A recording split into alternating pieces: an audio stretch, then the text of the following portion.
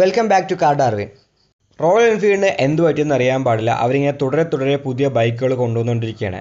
നേരത്തെ അവരൊരു ബോബർ ബൈക്ക് കൊണ്ടുവന്നതിനെക്കുറിച്ച് പറഞ്ഞായിരുന്നു. നമ്മുടെ ക്ലാസ് 350നെ ബേസ് ചെയ്ത് അവരൊരു ബോബർ ബൈക്ക് ഉണ്ടാക്കുമെന്ന് പറഞ്ഞായിരുന്നു. അതിൻ്റെ സ്കെച്ചൊക്കെ സഹം നമ്മൾ കണ്ടായിരുന്നു. പക്ഷേ ഈ ഒരു പ്രൊഡക്ഷൻ മോഡൽ വന്നപ്പോഴത്തേക്ക് നമ്മുടെ ആ ഒരു എക്സ്പെക്ടേഷനേക്കാളും മേലെയാണ് ഇവരുടെ ലുക്ക് എന്ന് പറയുന്നത്. മാരക ലുക്കാണ് ഈ ഒരു ബോബർ തരുന്നത്.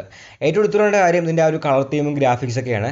നല്ലപോലെ തന്നെ ക്ലാസിക് ഫീൽ തരുന്ന ഒരുപാട് കളർ തീമും കളേഴ്സും ഗ്രാഫിക്സൊക്കെ ഈ ഒരു ബൈക്കിൽ വരുന്നുണ്ട്. പിന്നെ ടയേഴ്സ് നോക്കിയാലും ഈ വണ്ടിക്ക് വേണ്ടി പ്രത്യേകം ഡിസൈൻ ചെയ്ത ടയേഴ്സാണ്. പണ്ട് കാലത്തെ വണ്ടിയുടെ പോലത്തെ ആ ഒരു വെള്ള കളർ വണ്ടിയുടെ ആ ഒരു സൈഡിൽ വരുന്ന ടയറിൻ്റെ അങ്ങനത്തെ ഒരു ഫീൽ ചെയ്യുന്ന ഒരു ക്ലാസ് ലുക്കുള്ള ടയേഴ്സാണ് വണ്ടിക്ക് അവർ കൊടുത്തേക്കുന്നത് തന്നെ. പിന്നെ ഇതൊരു ട്യൂബ്ലെസ് ടയറാണ്, ഒരു സ്പോക്ക് വീല് ട്യൂബ്ലെസ് ടയറാണ് അവരിപ്പോൾ കൊടുത്തേക്കുന്നത്.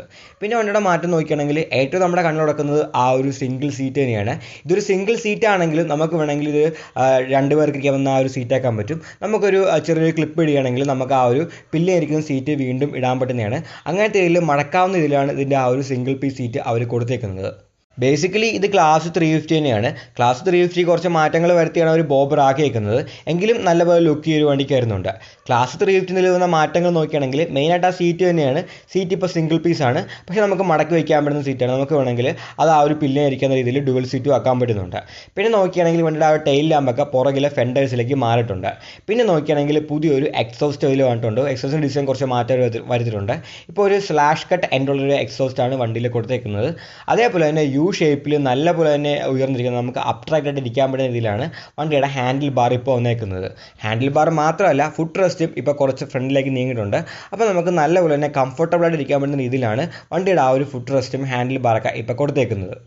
ഇൻസ്ട്രുമെൻറ്റ് കൺസോൾ നോക്കിയാണെങ്കിൽ നമ്മുടെ ക്ലാസ് 350 സിമിലർ ആണ്. ബാക്കി എല്ലാം ഏതാണ്ട് നമ്മുടെ ക്ലാസ് 350 സെയിം ആണ്.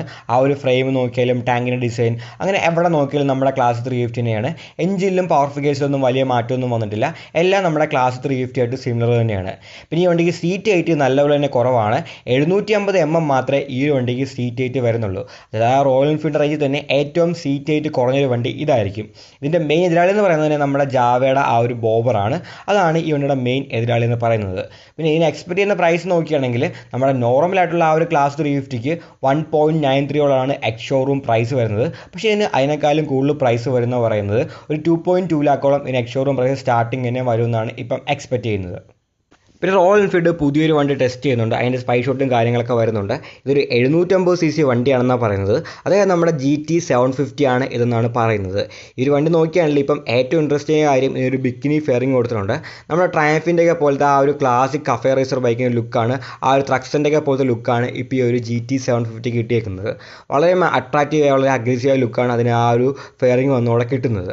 അതേപോലെ തന്നെ ഈ എഞ്ചിനെ കുറിച്ച് പറയുകയാണെങ്കിൽ നമ്മുടെ 650cc എഞ്ചിൻ്റെ ബോറൊക്കെ വലുതാക്കി ഇതൊരു 750cc ആക്കാൻ പോകുന്ന പറയുന്നത്. അപ്പോൾ ഏകദേശം 60 PS ഇതിന് പവർ ഉണ്ടായിരിക്കുമെന്നും പറയുന്നുണ്ട്. പിന്നെ ഈ സ്പൈ ഷോട്ട് നോക്കുകയാണെങ്കിൽ ഈ ഒരു ബിക്കിനി ഫെയറിങ്ങിൻ്റെ ഭാഗം മാത്രമേ പുതിയതായിട്ട് തോന്നുന്നുള്ളൂ. ബാക്കി ഡിസൈനിലൊന്നും വലിയ മാറ്റമില്ല. നമ്മുടെ GT 650 പോലെയാണ് ടെയിൽ ലാമ്പും ടാങ്കും ബാക്കിയുള്ള എല്ലാ കാര്യവും ഇരിക്കുന്നത്.